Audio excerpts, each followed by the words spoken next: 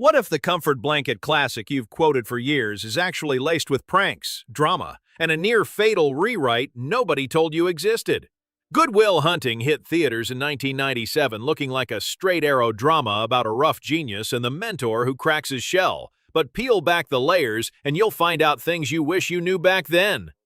Over the next few minutes, we're diving into 8 hidden chapters the cast and crew finally opened up about. Chapter 1, the page 60 trap that sold the movie. Before Matt Damon and Ben Affleck were Oscar winners, they were two broke Boston guys desperately trying to get their passion project read by Hollywood power players who claimed they always read every page. They didn't believe it, so they set a trap. Roughly 60 pages into an early draft, they wrote a scene so wildly out of left field, nobody could miss it. Professor Lambeau and therapist Sean Maguire suddenly abandon their intellectual sparring, lock the office door, and launch into a torrid love scene complete with rose petals, spilled tea, and gratuitous descriptions better suited to a bodice-ripping paperback. Damon later joked the tone shift was so loud a blind intern could hear it. They passed the script around. Executives called it promising, moving, exactly the kind of smart drama audiences need. But nobody mentioned the abrupt romance. One rep even praised the authentic academic tension on the very page that contained the prank. The writers kept score until the screenplay reached Miramax. Harvey Weinstein phoned them and without a hello, "So, about the Lambeau-Sean sex scene. You boys messing with me?" Confirmation. Someone had actually read the thing. In the next meeting, Weinstein promised final cut protection and a healthy budget as long as the bogus scene vanished. The prank not only secured Miramax's backing, it became Hollywood legend, quoted in screenwriting classes as proof that yes, most studio readers skim or worse. The scene has never leaked in full, but insiders swear it ends with Sean philosophizing about vector calculus mid-makeout. Affleck keeps a framed printout in his office, and Damon claims it's his favorite souvenir. The lesson? Sometimes the smartest math problem in the movie isn't on the blackboard. It's the statistical odds of an exec finishing your script. But page pranks were just the beginning.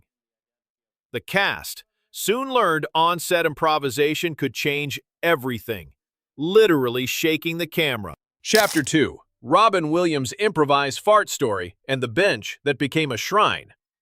Robin Williams had a reputation. Give him a single line and he could spin gold for 10 unbroken minutes.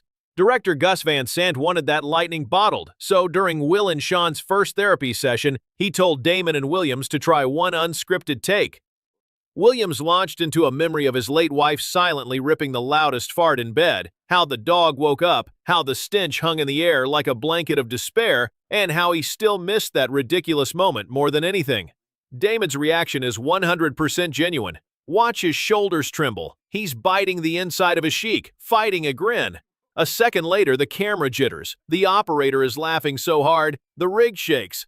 Van Sant loved the honesty so much he kept the ruined shot. That spontaneous riff became the movie's heart.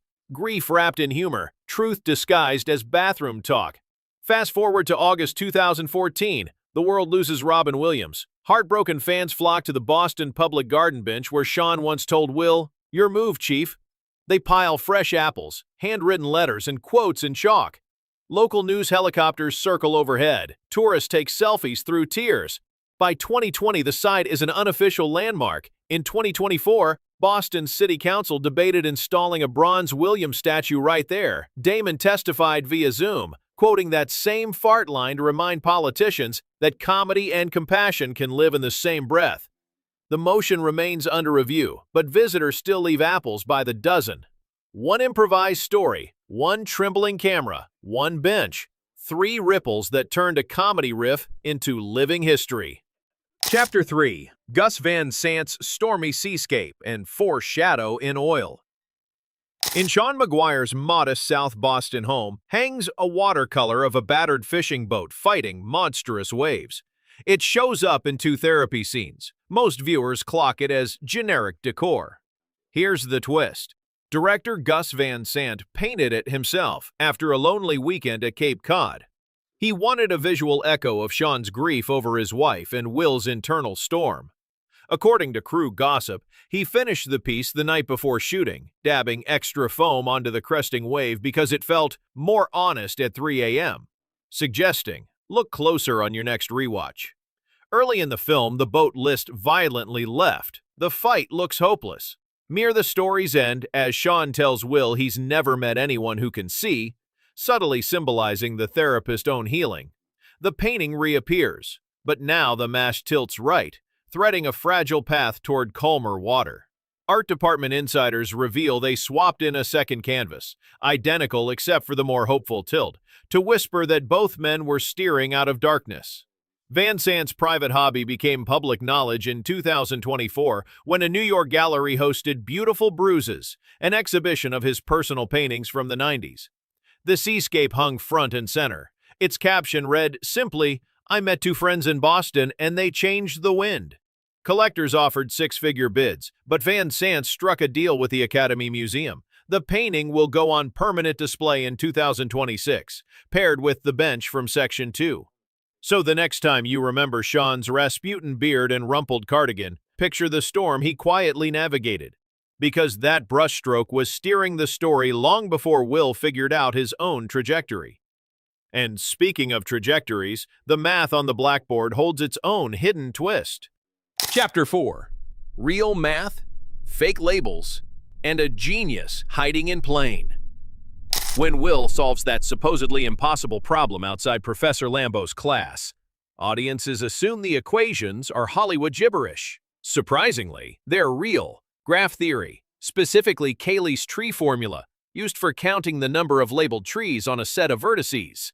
Matter of fact. So far, so factual. The mix-up?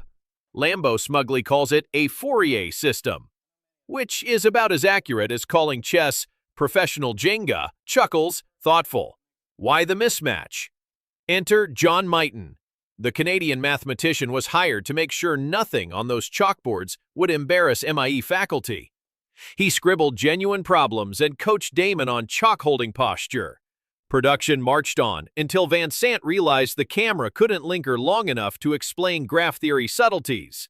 They kept the eye-pleasing equations but dubbed them Fourier so dialogue stayed snappy. Mighton shrugged, then stepped in front of the camera as Lambeau's nervy teaching assistant, Tom. After the film, Mighton founded Jump Math, a nonprofit now used in thousands of classrooms worldwide. Proudly, teachers love to tell students, "See that shy guy behind Stellan Skarsgård? He wrote half the lesson you're mastering today." Chuckles. Meanwhile, math buffs trade memes about how Will's tree problem would actually take a prodigy maybe 20 minutes, not the 5 seconds shown. But accuracy bends to pacing.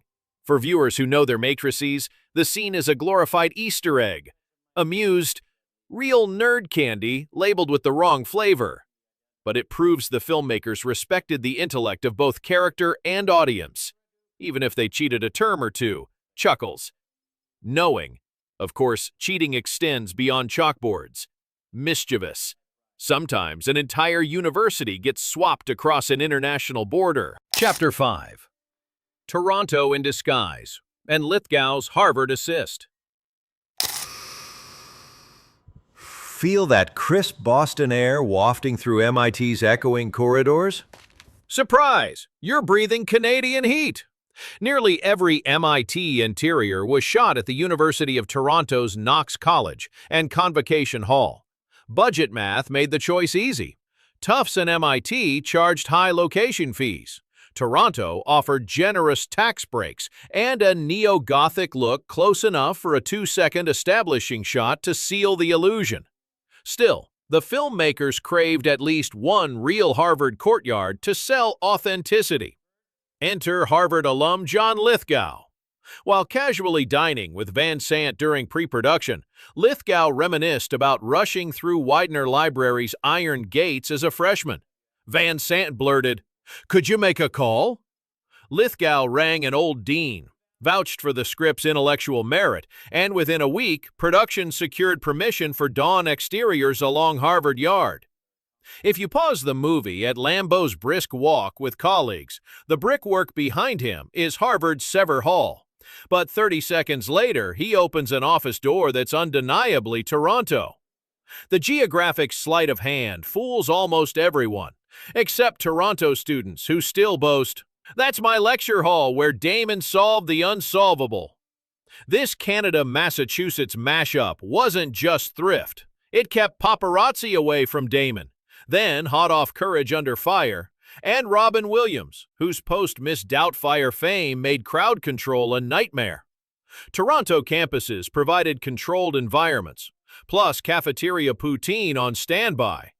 So the next time Will and Chucky haul a beat-up Buick past MIT, remember, sometimes the greatest equation in film is budget divided tax credit equals movie magic. Budget tricks are fun, but raw improv can be priceless. And Casey Affleck proved it with a single goofy line. Chapter 6. Casey Affleck's I Swallowed a Bug and the Ad-Lib Tornado.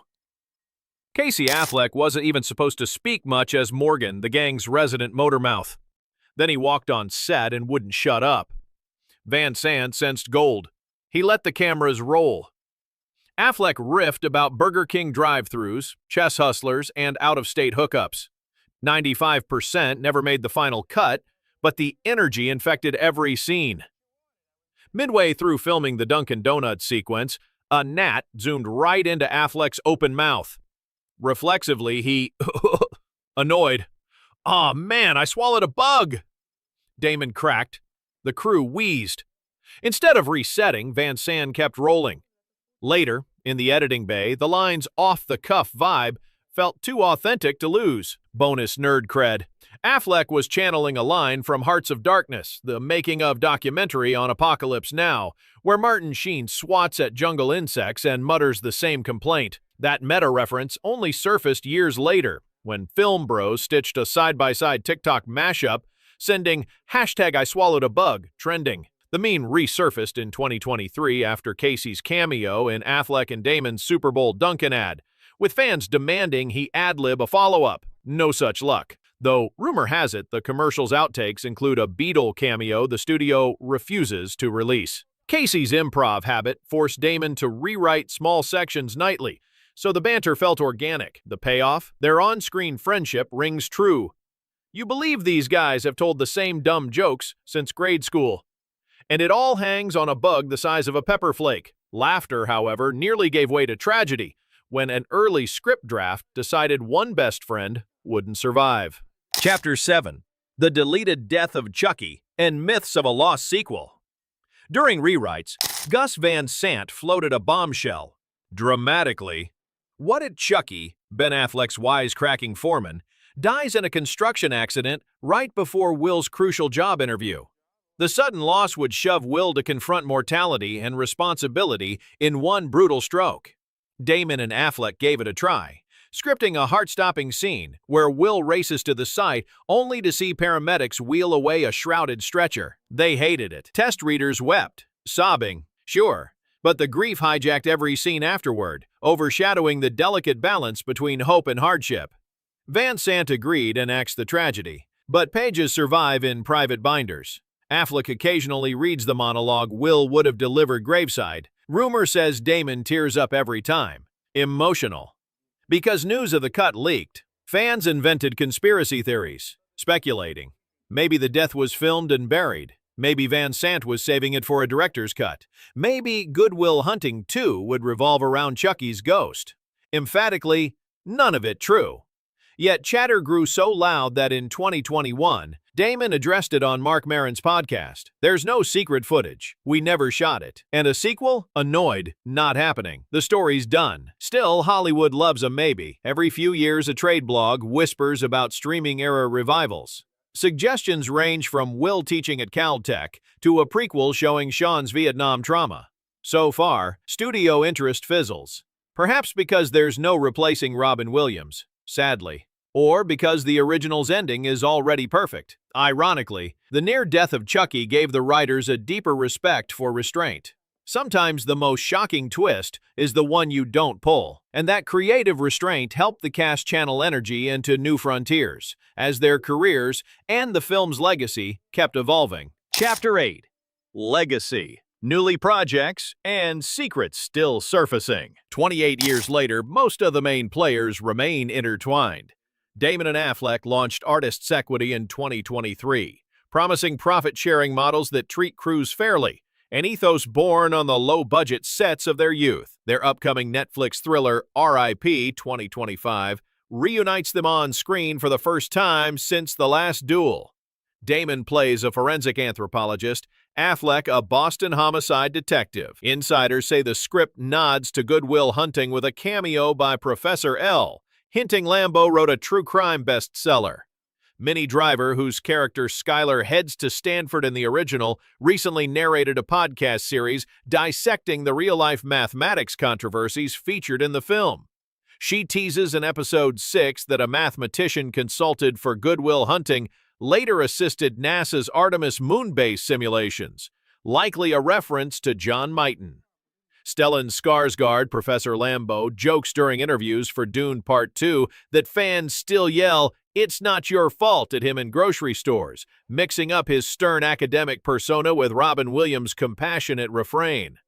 Speaking of which, the campaign for the Williams statue near the Public Garden bench gained 300,000 signatures in early 2025. The unveiling could arrive as soon as next spring. Meanwhile, director Gus Van Sant continues painting. In 2024, he posted an Instagram reel of a third version of the stormy seascape. This time, the boat sails toward a fiery sunset.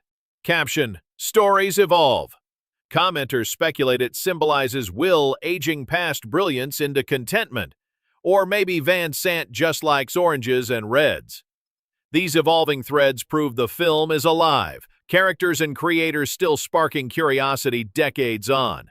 Every new anecdote, every uncovered Easter egg becomes another reason to hit play again and join the hunt. So what lingers after the credits today? A prank page that changed Hollywood contracts, an improvised fart joke that blurred grief and laughter, a director's hidden brushstroke charting invisible storms, real math dressed in the wrong name, a Canadian campus masquerading as MIT, a bug swallowed in real time, a death narrowly avoided, and a legacy still expanding through new films, petitions, and late-night podcast secrets.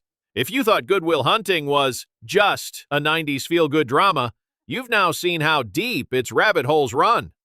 The next time Will wipes chalk dust off his jeans, you'll picture John Mighton calculating tree graphs. When Sean leans back on that bench, you'll remember the apples left for Robin. And when Damon drives into the sunset, you'll know an entire tragic subplot lies buried 6 feet under the cutting room floor.